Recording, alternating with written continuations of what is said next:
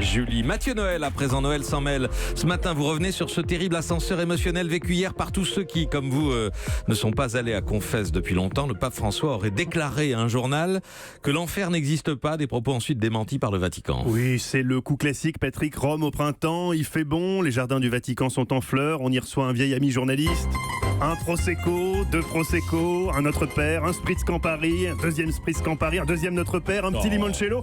Peu à peu, la parole se libère et soudain, tout pape qu'on est, on se penche vers son pote, en l'occurrence Eugenio Scalfari, fondateur de la Repubblica. La Repubblica, je sais pas si vous voyez, mais c'est pas vraiment Picsou Magazine, c'est sérieux. Ouais. Et là, donc, vous vous rapprochez et, mutin comme Marcel Béliveau à la fin d'un canular de surprise, vous lui glissez « Je vais te dire un truc, Eugenio, mais ça reste entre nous, l'enfer, existe pas !»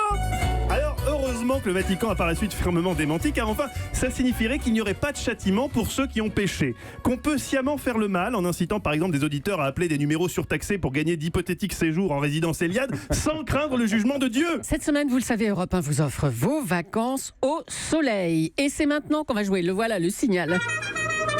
Bon, voilà. Non, vraiment, sans la peur d'aller en enfer, les hommes feraient n'importe quoi pour de l'argent. Fort heureusement, les preuves de l'existence de l'enfer sont nombreuses. On sait même comment ça se passe. Alors qu'au paradis, on est accueilli par Saint-Pierre, en enfer, on est accueilli par Laurent Cabrol qui chante Claude François. Ça s'en va et ça revient. Et là, vous comprenez que contrairement à ce que disait Woody Allen, l'éternité, ça va être long, mais dès le début, en fait. Enfin, on peut également prouver l'existence de l'enfer en raisonnant à l'envers. Si l'enfer n'existait pas, si les âmes disparaissaient, les fantômes n'existeraient pas. Et si les fantômes n'existaient pas, eh bien le numéro de On de la raconte d'hier intitulé Les maisons hantées de Patricia n'existerait pas non plus, et ça, Patrick, ça serait vachement dommage. Car oui, hier, fidèle à sa règle de ne jamais traiter que des affaires avérées et résolues, Christophe a donc logiquement enquêté sur l'histoire d'une femme médium ayant reçu un SMS du fantôme d'un chevalier du XIIe siècle. Véridique. Ce château vous veut, ce château vous appelle. Venez.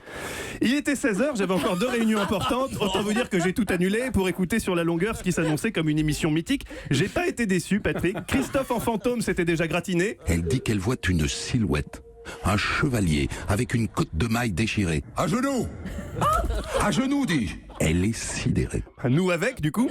Mais une fois de plus, c'est en voulant imiter l'accent paysan, en l'occurrence creusois, que Christophe a réussi l'impensable performance, foirer totalement l'accent creusois, mais réunir en une seule imitation les accents québécois et pieds noirs. Pourquoi vous voulez me chasser?